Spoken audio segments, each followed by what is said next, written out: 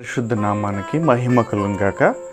మీ అందరికీ నా ప్రత్యేక నిండు వందనాలు ప్రభు అయిన యేసుక్రీస్తు వారి పేరిట తెలియజేస్తున్నాను. ఈ సమయంలో ఒక ప్రత్యేకమైన వ్యక్తి యొక్క సాక్ష్యాన్ని గురించి మీకు చెప్పాలని ఆశపడుతున్నాను. కష్టాల్లో, కన్నీటి లోయలో ఉన్నవారిని దేవుడు ఎలాగ విడిపిస్తాడు, ఎలాగ ఆదరిస్తాడు, ఎలాగ లేవనెత్తే దేవుడు, ఎలాగ పరిస్థితులు మారుస్తాడు అనే విషయాలు ఈ సాక్ష్యం ద్వారా మీరు తెలుసుకుంటారు. వారు ఎవరయ్యా అంటే మా అమ్మమ్మ గారు అయినటువంటి రత్నమ్మ గారు. వారిది స్వస్థలం రాజమండ్రి. వారికి 4 సంతానం, అందరూ కూడా ఆడపిల్లలే. చాలామంది అనుకుంటారు, అయ్యో మాకు అందరూ ఆడపిల్లలే, ఎలాగా మరి మాకు మగపిల్లలు ఎవరు లేరని ఒక రకమైనటువంటి బాధలో ఉంటారు.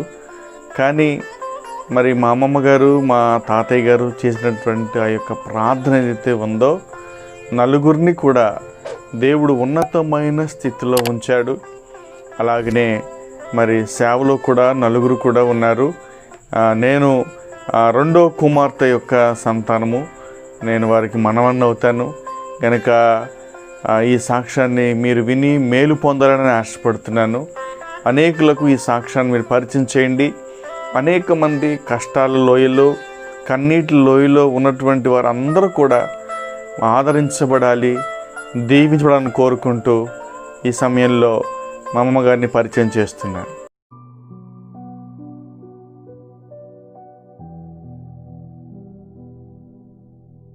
దేవుడికి మహిమ కలుగును గాక. యేసుక్రీస్తు నా పట్ల చేసిన ఉపకారాలు నేను మీతో పంచుకోవాలని ఆశపడుతున్నాను. మాది విజయవాడ. మేము హిందువుల నుంచి వచ్చాము. చిన్నప్పటి కాడి నుంచి మా తల్లిదండ్రులేమో విగ్రహాలను చేసేవారు. బంగారంతో విగ్రహాలు చేసి గదిలో పెట్టి పూజలు చేసేవారు. దానికి నేను కూడా అలవాటు పడి ఎక్కడెక్కడ దేవుళ్ళు ఉన్నారంటే అక్కడ దాకా వెళ్ళి నేను చేయడాన్ని చేశాను. ఇంకా పుణ్యం వస్తని, ఇంకా ఎక్కడే దేవుడు ఉన్నాడని వెళ్ళేదాన్ని. ఇంకా పుణ్యం వస్తుందని ఇంకా ఎవరన్నా అడిగేదాన్ని ఎక్కడికి వెళ్ళాలని. చిన్న వయసులోనే ఉన్నాను, గౌన్లు వేసుకున్న వయసు. అప్పుడే నాకు బాల్య వివాహం చేశారు. మా అత్తగారు ఏలూరు దగ్గర పెదపాడు. ఆడు వ్యవసాయకులే. ఆడు దేవుడు అంటే తెలియదు, విగ్రహం చేసేవారు ఆడు కూడాను. అక్కడ నేను నిజమైన దేవుడు ఎవరో తెలుసుకోలేకపోయాను. తల్లిగారి కంటప్పుడు కూడా నిజమైన దేవుడు ఎవరో నాకు తెలియలేదు. వాళ్ళతో పాటుగా నేను పూజలు చేస్తా, ఉపవాసాలుండి, నోవుల్లోసి బ్రాహ్మణ తీసుకొచ్చి బంగారంతో ఆయన వస్త్రాలు ఇచ్చి అలా దాన ధర్మాలు చేస్తూ ఉండేదాన్ని. ఇంకేం చేస్తే పుణ్యం వస్తుందని చెప్పి అట్లాగా వెతికేదాన్ని. అలా ఉంటున్న సమయంలోనూ నా భర్త వ్యవసాయం చేసేవారు. వ్యవసాయంలో నష్టం వచ్చింది, మనం విజయవాడ వెళ్ళిపోదామని విజయవాడ తీసుకొచ్చారు. అక్కడ కూడా కొన్ని రోజులు ఉండిన తర్వాత మా అన్నయ్య గారు రాజమండ్రిలో ఉన్నారు. మా అన్నయ్య వచ్చి రాజమండ్రి రండి, అక్కడ వ్యాపారం పెట్టిస్తానని అక్కడ తీసుకెళ్ళాడు మా అన్నయ్య గారు. నాకు 4 ఆడపిల్లలు. విజయవాడలో ఉండగానే నేను పెద్ద అమ్మాయికి పెళ్లి చేశాను. 3 పిల్లలతోనే రాజమండ్రి వచ్చాను. అక్కడ మా అన్నయ్య గారు ఏమో పొల్లర్తి పెట్టించారు, చిన్న వ్యాపారం. ఒక క్రైస్తవుల పక్కన ఉండేవాళ్ళం మేము. ఆ సహోదరి రోజు నేను పొద్దున్నే లేచి పూజలు చేస్తుంటే చూసి, రోజు నువ్వు గంట వేస్తుంటావు, ఆర్తలు వేస్తావు, పూజలు చేస్తున్నావు, మీ దేవుడు ఏమైనా కనబడుతున్నాడు అని అడిగింది. నాకు ఎప్పుడు ఏ దేవుడు కనబడలేదండి. మా అమ్మడు చేస్తారు కాబట్టి నేను చేస్తున్నానని చెప్పేదాన్ని. నిజమైన దేవుడు ఉన్నాడమ్మా, జీవం గల దేవుడు, నువ్వు అడిగితే కనబడతాడు, మాట్లాడే దేవుడమ్మా, ఒకసారి అడిగి చూడు అని 1 సంవత్సరం పాటు చెప్పింది నాకు. అయినా నేను వినేదాన్ని కాదు. ఆ క్రైస్తవులు లాగే చెప్తారులే, వాళ్ళ దేవుడు వేరు, వాళ్ళ మార్గం వేరు అని వినేదాన్ని కాదు. అయినా ఆ సహోదరి కోపం వచ్చేది కాదు. ఎప్పుడు నవ్వుతూ ఉండి, అమ్మ అడిగావా, అమ్మ అడిగావని రోజు అడుగుతూ ఉండేదాన్ని. ఇక ఆవిడ బోరు పడలేక రోజు ఇట్లా అడుగుతుంది. ఒకరోజేమో అడిగి చూద్దామని నేను రాత్రి భోజనం చేసి కూర్చొని, ప్రభువా నువ్వు అందరికి కనబడుతున్నావు అంట, నాకు కనబడవా, నాతో ఒకసారి మాట్లాడవా అని అడిగాను. ఇంకా సహోదరి చెప్పింది కదా, నేను అడిగాను, అయిపోయింది అనుకున్నాను, పడుకున్నాను. ఆ రోజునే శిలువలోంచి నాకు దేవుడు దర్శనం ఇచ్చాడు. అప్పుడు చూసినప్పుడే నాకు హృదయం మారిపోయింది. చిన్నప్పుడు కాడి నుంచి కూడా నేను ఎన్నో పూజలు చేశాను, ఎన్నో వ్రతాలు చేశాను. 101 గుళ్ళకు తిరిగేదాన్ని, ఏ దేవుడు నాకు కనబడలేదు. ఇప్పుడు ఈ ఒక్క మాటతోనే దేవుడు నాకు ప్రత్యక్షం అయ్యాడు. ఈయనే నిజమైన దేవుడు అని నేను నమ్మి నా హృదయం అంతా కూడా మారిపోయింది. దేవుడు నన్ను మార్చేశాడు. నాకు మారు మనసు వచ్చింది. విగ్రహాలన్నీ తీసుకెళ్ళి గంగలో పడేశాను. అప్పటి నుంచి నేను దేవుడిని నమ్ముకున్నాను. నా భర్త కూడా ఏమనేవారు కాదు. రాజమండ్రి వెళ్ళింది కొత్త, నాకు ఏ చర్చిలు కూడా తెలియదు. ఓ సోదరి ఇక్కడ కేఆర్ డేవిడ్ గారు ఉన్నారు, ఆ చర్చికి తీసుకెళ్తాను రమ్మని తీసుకెళ్తే అక్కడ నాకు మంచి వాక్యంతో నాకు బోధించి నన్ను బలపరిచారు. ఈలోపు మా అన్నయ్య గారి ఇంటికి వచ్చి, నువ్వు చర్చికి వెళ్తున్నావా, నీ పిల్లలకు పెళ్ళిళ్ళు అవుతాయా అని ఆయన కోపగించుకున్నారు. అయినా సరే నేను లెక్క చేయలేదు. కలిసిన వాళ్ళందరికి కూడాను, అమ్మ దేవుడు నమ్ముకుంటే వివాహాలు అవుతాయని అడిగేదాన్ని. మంచి భర్తలు వస్తారమ్మా, నువ్వేం భయపడొద్దు అని చెప్పేది. అదే నేను నమ్మి ఇంకా ప్రతిదీ కూడా దేవుడి సన్నిధిలో అడగడం మొదలుపెట్టాను. అలా ఉంటున్న సమయంలోనూ ఖమ్మంలో ఒక కుటుంబం ఉందండి, బుడ్కాపేటలో ఉద్యోగం చేస్తున్నాడు అబ్బాయి. వాడు మా అమ్మాయిని చూస్తానికి వచ్చి నచ్చింది. అప్పటికే నేను దేవుడి సన్నిధిలో ప్రార్థన చేస్తాను, ప్రభా నీ చిత్తం ఏ రీతిగా జరిగిస్తావు అని. ప్రభు ఏమో దర్శనాల్లో కనిపించి, ఆ పిల్లల వారం నాది, మీరు భయపడొద్దని నాకు వాగ్దానం చేశారు. చాలా ధైర్యం వచ్చిందండి. తర్వాత ఏమో ఆడొచ్చి అమ్మాయిని చూసుకొని నచ్చింది. ఆ రెండో అమ్మాయి కూడా వివాహం అయిపోయిందండి. అక్కడ వెళ్ళిపోయిన తర్వాత బైబిల్ ఎలా చదవాలో తెలియదు, అసలు ఈ మార్గం ఏంటో నాకు తెలియదు. ప్రభు సన్నిధిలో అడిగేదాన్ని, అసలు ఎలా ప్రార్థన చేసుకోవాలో తెలియదు. అలాంటప్పుడు సహోదరు వచ్చి, ఇలా చెయ్యమ్మా, నీ కష్టకాలు నాకు చెప్పినట్టుగా ప్రభుతో చెప్పుకో, ఇలా ప్రార్థన చేయాలని నేర్పింది. తర్వాత ఇంకొక సహోదరు వచ్చి, అమ్మ నీకు రక్షణ లేకపోతే నువ్వు పరలోకానికి వెళ్ళవు, నువ్వు దేవుడిని అంగీకరించి రక్షణ పొందుకొని బాప్తీసం పొందుకుంటే నీకు పరలోకంలో చోటు ఉంటుంది, లేకపోతే నువ్వు పరలోకంలోకి వెళ్ళమని చెప్పింది.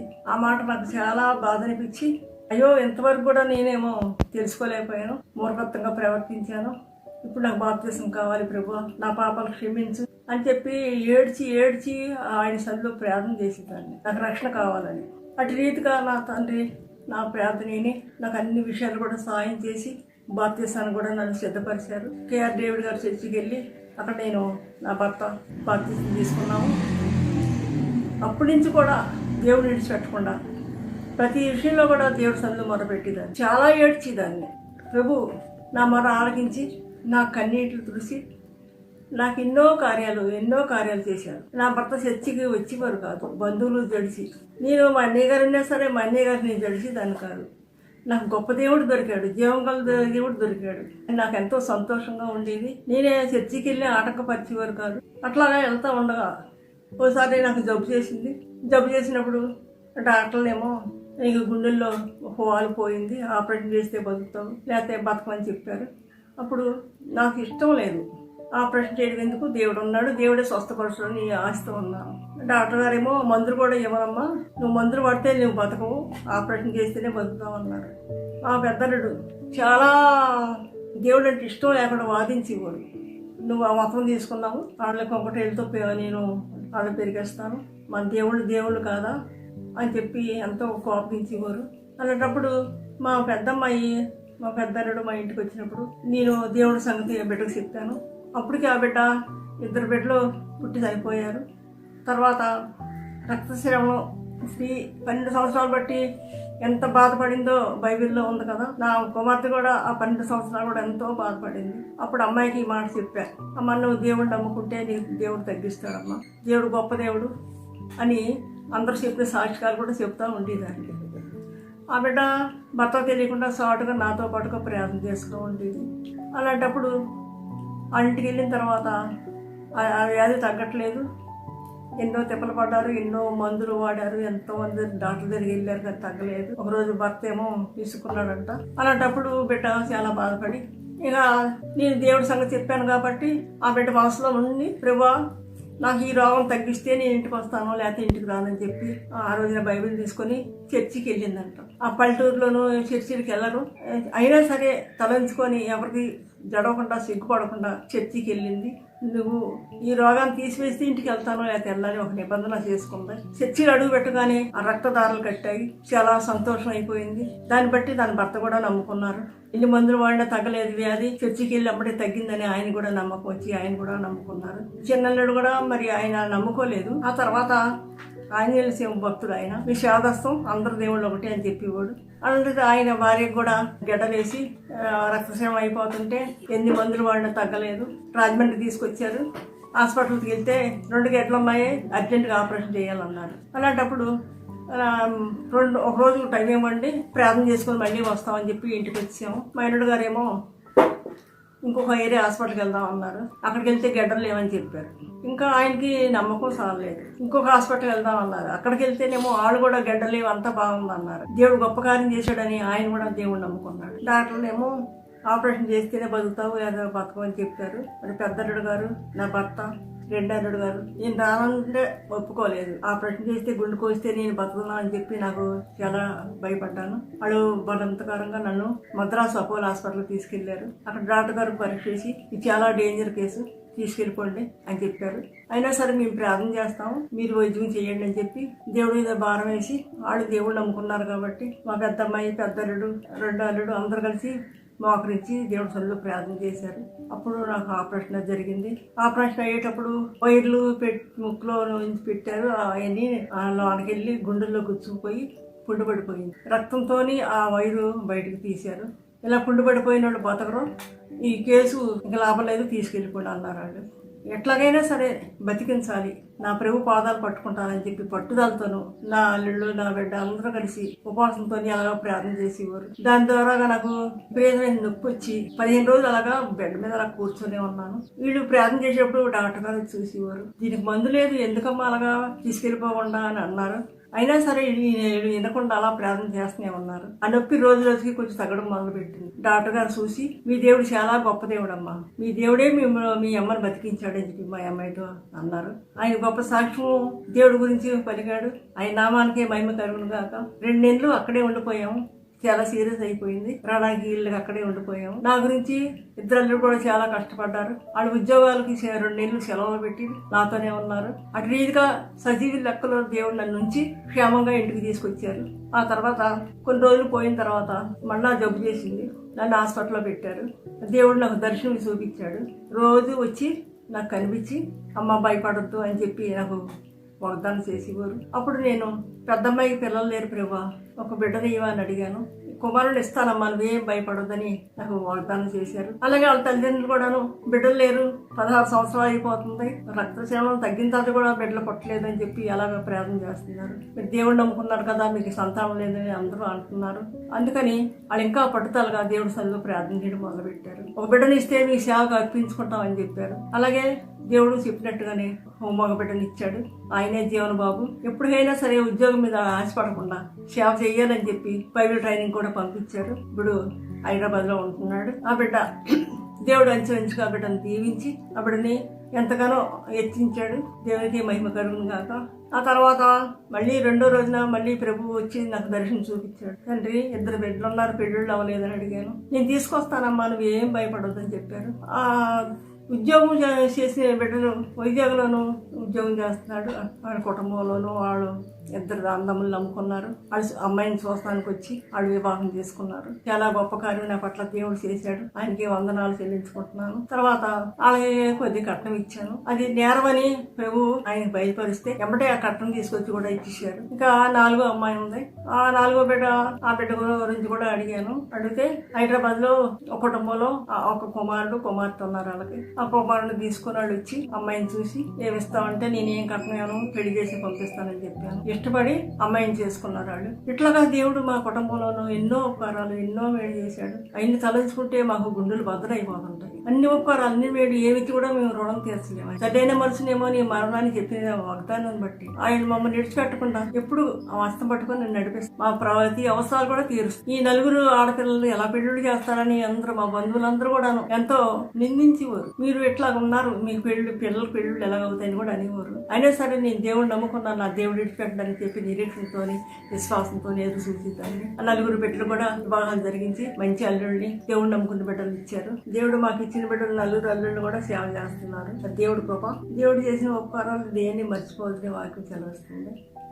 నీ బిడ్డలు కూడా యెహోవా ఉపదేశం పొందుతారని ఉంది. అటు రీతిగా అలాగే పుట్టిన బిడ్డలు కూడా దేవుడిని నమ్ముకొని రక్షణ పొందుకొని ఆ 2వ అల్లుడు కుమారుడు కూడా సేవ చేస్తున్నాడు. ఇప్పుడు జీవన బాబు ఏమో పెద్దమ్మాయి కుమారుడు. ఈ బిడ్డను కూడా సేవకు సిద్ధపరిచారు. అంతా దేవుడి ఏర్పాటు చొప్పునే జరుగుతున్నాయి. మరి కుటుంబంలో చూసినట్లయితే తల్లికి రక్షణ లేక బిడ్డకు రక్షణ పొందుకొని, తండ్రికి రక్షణ ఉండి బిడ్డకు లేక ఎన్నో ఇబ్బందులు పడుతున్నారు. అలా కాకుండా దేవుడి కృప మా మీద ఉండి నన్ను, నా బిడ్డల్ని, నా ఎల్లుడిని వాళ్ళ సంతానాన్ని ఏర్పాటు చేసుకొని అందరినీ సేవలు వాడుకుంటారు. దేవుడికి మహిమ కలుగును గాక. మరి నా సాక్ష్యం మీ అందరితో పంచుకున్నాను. మీరు అందరు ఏ ఉన్నారు, ఇన్న వాళ్ళందరూ కూడా నా వందనాలు చెల్లించుకుంటున్నాను. మరి నా బ్రతుకులో దేవుడు ఎన్నో ఉపకారాలు, ఎన్నో మేలు చేశాడు. మరి మీరు నమ్మకంగా ఉండి ఆయన సంధిలో సాగిపోతుంటే నాకు చేసిన మేలు మీకు చేస్తాడు. మరి వివాహాల గురించి కూడా ఎవరు భయపడనక్కర్లేదు. దేవుడే మంచి సంబంధాలు తీసుకొస్తాడు. చాలా మంది వివాహాల గురించి కూడా వెనకాడి బాప్తీసాలు కూడా పొందట్లేదు. అలా ఉండొద్దండి. దేవుడే మంచి సంబంధాలు తీసుకొస్తాడు. నమ్మిన బిడ్డలు విడిచిపెట్టను అన్నాడు. తల్లైన మత్స్యమో కానీ నీ మరణాన్ని వాగ్దానం చేశాడు. అటు రీతిగా బిడ్డల్ని విడిచిపెట్టడం ఎవరో జడవద్దండి, భయపడొద్దండి. ఆయనకి నమ్మకస్తులుగా ఉండాలి,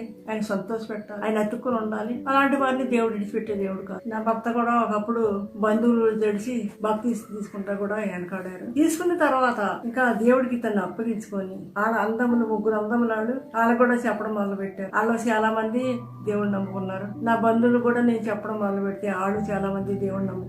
ముందు అందరూ వ్యతిరేకంగా మాట్లాడి ఎవరు కూడా మమ్మల్ని లెక్క చేసేవారు కాదు, చిన్న చూపు చూసేవారు. అయినా మేము భయపడలేదు. మేము అట్లాగా అందరికి చెప్తూ మొదలు పెడుతుంటే అందరూ ఒక్కొక్కడు బాప్తీసాలు కూడా పొందారు. అటు రీతిగా మీరు ఎవరు కూడా అట్లా ఉండొద్దు. నమ్ముకున్నామంటే మేము దేవుడు నమ్మినట్టునే మీరు బాప్తీసాలు పొంది ఆయన సాక్షులుగా నిలబెడితే ఆయన మిమ్మల్ని విడిచిపెట్టకుండా ఉంటాడు. మరి దేవుడు చేసిన ఉపకారాలు, వేళ్ళు ఇప్పుడు నా పట్ల చేసినవన్నీ మీకు చెప్పాను కదా. మీరు కూడా అటు రీతిగా నా దేవుళ్ళు సాగుతుంటే దేవుడే మిమ్మల్ని విడిచిపెట్టకుండా మీకు ఎన్నో ఉపకారాలు, ఎన్నో మేలు చేస్తాడు. మరి ముఖ్యంగా మనం పరలోకానికి వెళ్ళాలని దృష్టి పెట్టుకొని దేవుడి కార్యాలు ఎంతో ఘనమైనవి. ఆయన మాట మనం విని విధేయత కలిగి ఆయన అడుగుదలలో నడుచుకుంటే తప్పకుండా మీకు మేలు చేస్తాడు. నా భర్త అయితే ముందు వాళ్ళందరూ గడిచిపోయినా సరే ఆ తర్వాత ఎవరికి జడవకుండా అట్లా సువార్త చేసి మరి ఇప్పుడు ఆయన లేరు. 2007 సంవత్సరాలు ప్రభు సన్నిధికి వెళ్ళారు. నేను ఒక్కదాన్నే ఉన్నాను. అయినప్పటికీ నా దగ్గర ఎంతో మంది బిడ్డలు వస్తుంటారు. వాళ్ళందరికీ నేను సువార్త చెప్తా ఉంటాను. చాలా మంది దేవుడిని నమ్ముకున్నారు, బాప్తీసాలు పొందారు. అటు రీతిగా మీరు కూడా ప్రభు సాక్షులుగా ఉండాలని ఆశిస్తున్నాను. నా సాక్ష్యం విన్న వాళ్ళందరూ కూడా నా వందనాలు చెల్లించుకుంటున్నాను. నన్ను కూడా జ్ఞాపకం చేసుకోండి అందరిలోనూ. మరి ఈ సాక్ష్యం దేవుడు దీవించగాక. విన్న వాళ్ళందరూ కూడా నా వందనాలు చెల్లించుకుంటున్నాను.